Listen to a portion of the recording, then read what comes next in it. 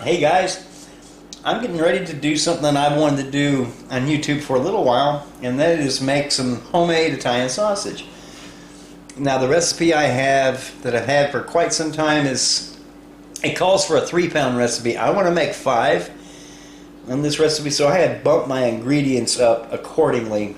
And I deviate from my recipe just a little bit in that I don't use, it calls for well marbled pork butt, which is pretty fatty, and I'm substituting with some pretty lean pork loin.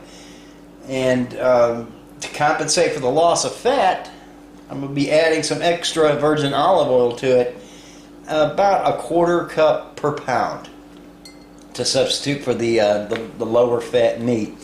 So in front of me I have some kosher salt, minced garlic, this is paprika, black peppercorns, this is toasted fennel seed, these are red hot peppers out of the garden that we dehydrated a few years ago, and we just keep them in a mason jar in the pantry and just take them out as we need them. And then this is star anise, and it only calls for about a teaspoon of this, but it grinds down pretty small. I want to make sure I have enough, but this is pretty tough stuff. This is like wood. So everything else on this cutting board here I can pretty much incorporate together in this little grinder, and I love this little thing. But the anise seed needs some help getting broken down, so I'm going to be putting it in this mortar and pestle, and I'm going to be pre-crushing it, and then I will add it to this and get everything mixed up, because it all goes in at the same time. Now what you don't see here are it'll end up being 1/2 cup of fresh chopped parsley, and I'll get that out of the garden when I'm ready. And then it calls for 6 tablespoons of dry red wine. Well, I'm going to be using Pinot Grigio, which is a white wine, but it's still dry. But you can use the red wine of your choice, or you can omit the wine and just add some apple cider vinegar or red wine vinegar if you wanted to get the acidity in there. That's going to be up to you, but you do need something acidic in this to balance everything else.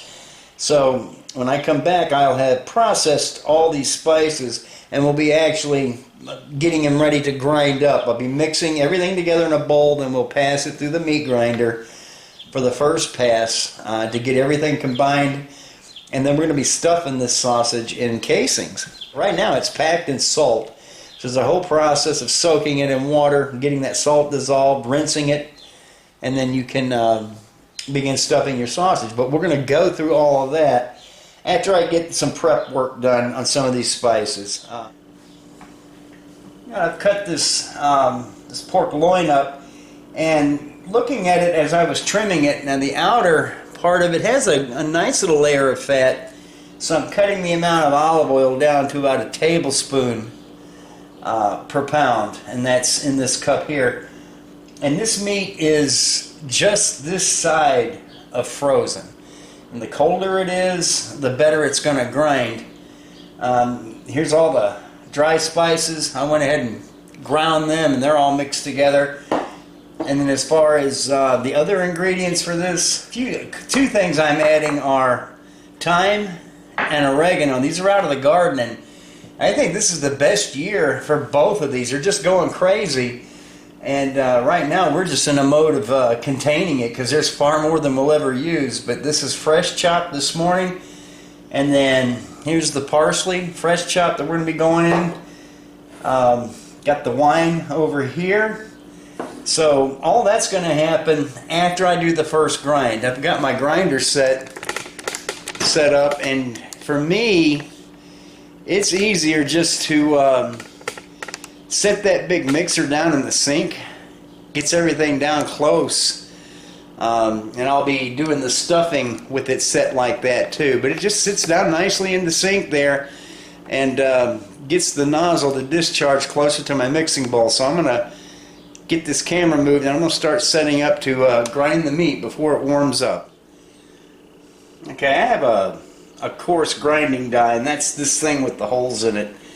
And I think it makes better sausage if I grind it coarse, and it's it's easier to mix the spices in. So the first thing I'm going to do is grind the meat before anything else, and then I will season it when I get it all into this bowl. I'm just going to give you a quick shot of it coming out of the grinder at the discharge in. Then I'm going to turn the camera off and just really get started on this.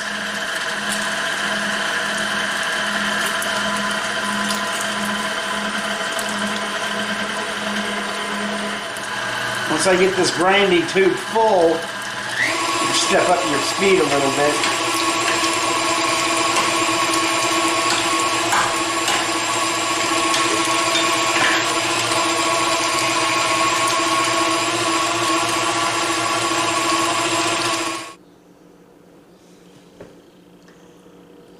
Alright, so I'm going to start adding this stuff in. This is the dry spice mix that we prepared last night. So that's going to go in. And there is the wine. I'm going to put the 3-pound recipe for this sausage down in the description. But if you can get the ingredients together and give it a try, please do. Tell me what you think. We really like this sausage recipe. So here is the thyme. And again, this is 5 pounds, so the ingredients are bumped up, the amounts. There's the oregano, olive oil, and then the parsley.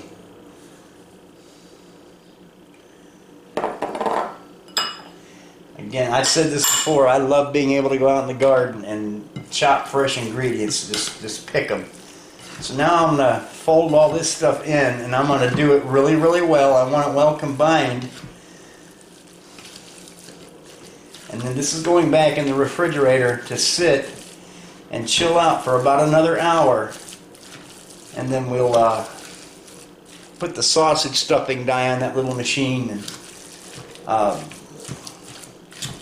get the cases prepared. I'll come back when I've gotten that all done and I'm ready to actually stuff this stuff. Okay, when I mixed the spices, the one thing I forgot, which was in the refrigerator, was the garlic, and it's about a tablespoon per pound. And I went ahead and mixed that in, and now I'm getting the casings ready. So what I ordered was natural hog casings, and they come dry packed in salt. With hog casings, a pound of sausage will take up about 2 feet. So I approximated about 10 feet here, and I've got them over here, so I'm going to get them down in this water. This is what they look like when they come out of the package. So you have to soak these for about 15 minutes in cold water, and they loosen up. And there's 3 separate pieces here. So when we fill one, we'll just tie off both ends and start with another one. But the important thing with these is to get them soaked and reconstituted, and then you need to rinse them really well and get the salt off of them. So when they do reconstitute, you'll be able to open the end up and basically let water run through that. But I'm not going to mess with these until they soak. So I'll come back after I've gotten these things prepped and we've got the machine set up, and we'll be stuffing these. Alright, this is what I was talking about. After they softened up,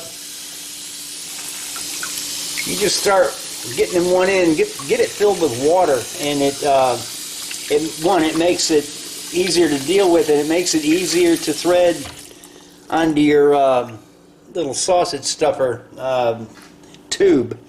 And so we'll be using the large one for these hog casings. They have a smaller one for the sheep casings.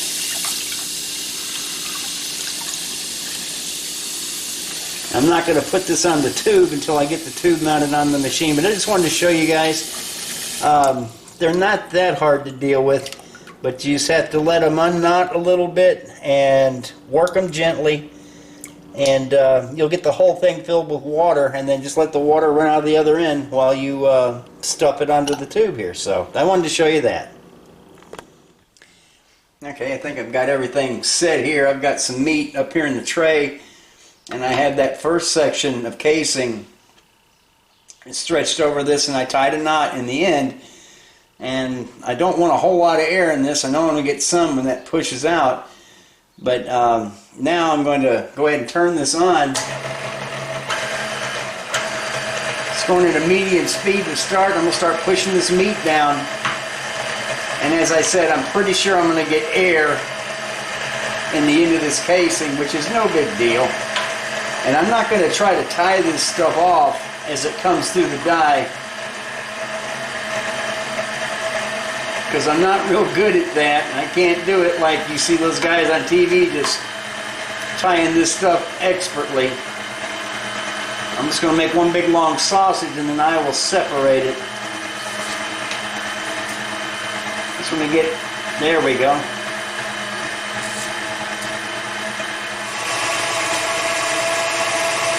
Now you can get synthetic casings anywhere you can get the natural. The only difference is one, the texture, and then the natural casings, when you bite into them, they give you that snap, and I think you know what I'm talking about. And you can only get that with a natural, real casing.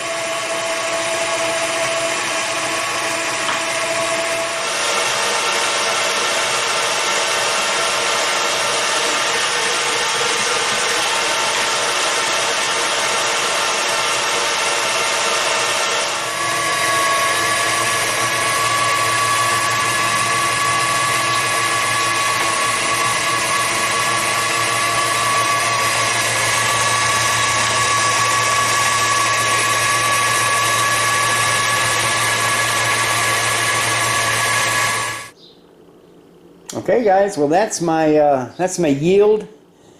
I don't know how many feet that is. I'm not going to measure it, but I am going to tie these off in about 6-inch sausages, and I'll do that now that I can spread it out on the counter. And we'll be packaging this probably a pound per pack or something like that. And then the next video just might be us grilling and trying some of these. And I don't know what form it's going to take. Been really wanting to make some pizzas and shoot a video of it. So in that case, I'm going to uncase the sausage and cook it a little bit. But yeah, just want to try the recipe out and give this a try if you have a hankering to. It's not as hard as you think. And really, you don't save any money making your own sausage. Actually, you probably spend a little bit more. But you can put in it exactly what you want. But that's going to be it for this video. Thanks for joining me, and I'll see you in the next video. Have a great day, guys.